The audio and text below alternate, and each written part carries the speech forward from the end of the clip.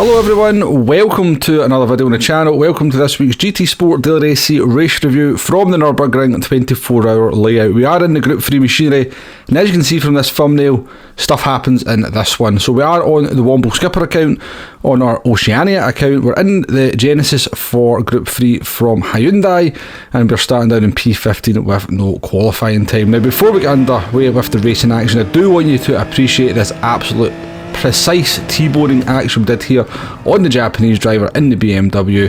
That kind of accuracy has to be recognised and applauded, and get that out of your system before the race gets underway in the warm-up, and let's get on with the racing action now. So starting down in P15, as we said, on the run down to turn number 1. Going to brake nice and early here for the first corner. Do our very best not to run into the back of the car in front. Despite the fact we broke nice and early, we actually come very close to taking out Stylish Fox there, and actually missed the apex by about 3 metres. Certainly, cold tyres definitely seems to be a thing at the beginning of this race. Up ahead though, we have the Aston Martin and the Supra going side by side into turn number 3 there, and Love Gun is going to shoot himself off into the boonies or the Shadow Realm, or whatever is your choice of going off the track, or your coin of phrase for going off the track in GT Sport these days, no pun intended.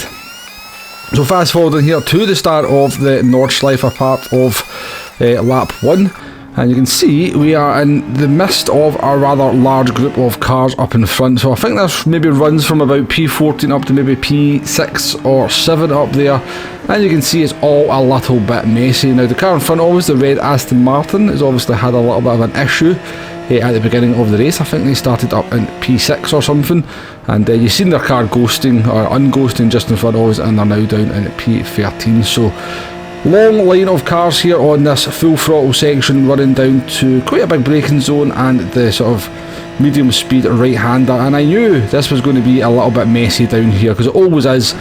Big braking zone here, lots of high speed. People always get their braking a little bit wrong, and I was not surprised to see a couple of cars off to the left hand side there in the sand trap.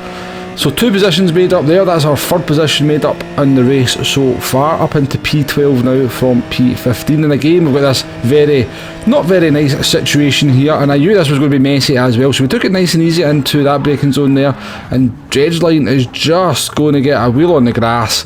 We choose the wrong side to try and go by him, and we end up off the track as well, and of course it takes us forever to get the car moving again, and we end up down in P19. Now I've got very much a kind of mantra that I will never ever quit a race, but I'm going to be honest with you, became very very close to quitting this one, because this is just a terrible situation to be in. We're down in P19, we've got all that going on in front of us. It was always going to be messy from here on inwards, but let's just take a look at it from the car behind us. You can see our fellow Genesis driver again, Dragline, just gets a wheel on the grass here. Very very easy accident to have, and yeah, we just chose the wrong side and got caught up in it. Now I had no idea that this Corvette had also done the same accident as Dredge there, until I kind of was making the thumbnail, and what you're about to witness is one of the most painful kind of episodes of a car trying to get underway on the track that I have ever seen. Now I thought it took me a long time to get rolling again, but yeah, I had nothing on this Corvette, and it's not over yet. Again, it goes off the track, and eventually they start to get underway.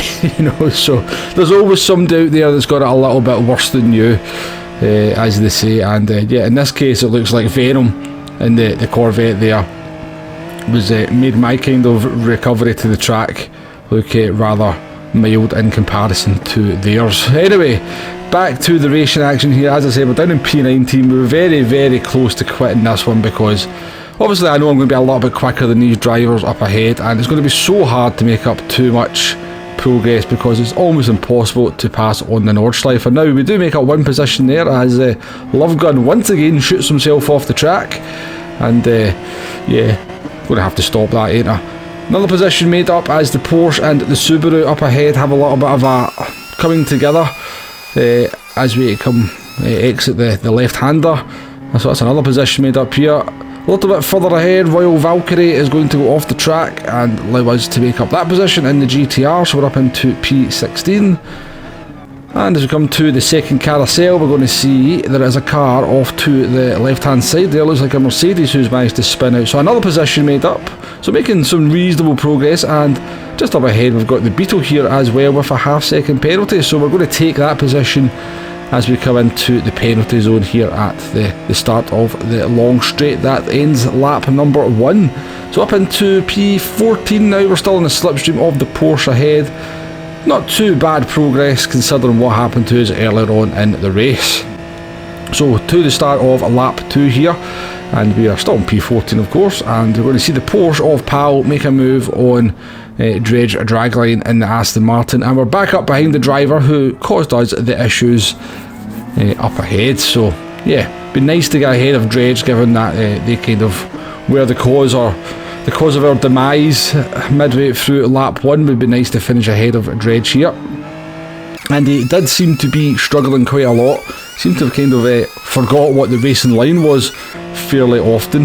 Now up ahead we're going to see Dredge make a move on the Japanese driver in the BMW that we beautifully T-boned earlier on in the video, and that's going to obviously compromise them quite badly as we come through the chicane here, and we're going to go for a very, very nice overtake up the inside of the BMW into the left-hander. That is the start of the Nordschleife part of the lap. So that was a nice overtake. I like that one. Very opportunistic, just taking advantage of Dredge going for the move and the fact that he was pretty slow out of the chicane. So jumping forward here, no we don't jump forward here. I thought we jumped forward here, but we don't, but I think maybe something's about to happen up ahead. So Dredge is still very much struggling in this Aston Martin. He was really holding us up. Having a lot of trouble predicting what he's going to do, and we kind of tried to get a really good exit I think out of the corner just up ahead to try and get a run on them. You can see he's offline here, so I knew he was going to be compromised coming out of the left-hander here. So we tried to get a really good exit, put a wheel on the grass, and that was a massive moment. Not quite sure how we caught that one. I do remember shouting, but the sweary words coming out of my mouth and stuff there, because this had turned into quite the frustrating race. So still behind Dredge here as we jump forward quite a bit of the lap, and yeah, we just decided to drive off the track at that point. I'm not entirely sure why. Obviously a little bit unsighted into that fast right-hander, and if you do get the line a little bit wrong, you can, well, do basically what we did there. So that did allow the blue BMW back ahead of us, but they then just decide to make a mess of it right in front of us and take the high side line in the carousel, and that allows us back up ahead of that blue BMW. So all of this is all just allowed Dredge to escape into that Aston Martin though, and I was, as I said, quite determined to finish ahead of Dredge here, given, as I said earlier on, he caused our totally unintentional, I might add, totally unintentionally, but he did actually cause our accident earlier on. So coming into the corner before the long straight, I would say the name of the long straight. I do know the name of the long straight, but with this accent it is almost impossible to get that word off the tip of my tongue, so I shall save from embarrassing myself and just call it the long straight. But we did manage to just time this absolutely perfectly. We were 6 tenths behind Dredge in the Aston Martin as we came onto the straight,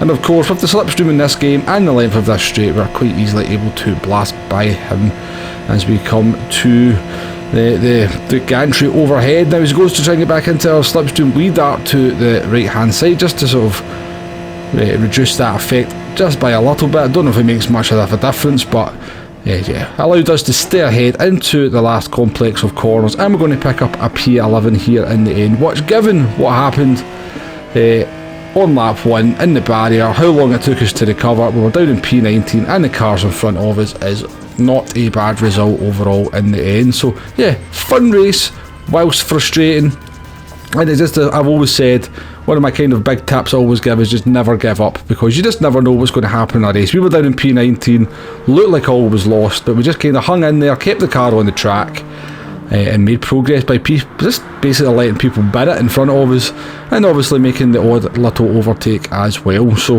yeah, I shall leave you with a replay of that slipstream battle down the Nurburgring. See why I don't try to say it? I can't say it. I can't say that word, honestly, so that's why I don't try to say it. Anyway, hopefully that's giving you a little bit of a laugh, me trying to say that word at the end of this video. Thank you very much for watching. If you've made it to this point, do hit that like button, do hit that subscribe button if you haven't already, and I'll catch you on the next one. Goodbye now.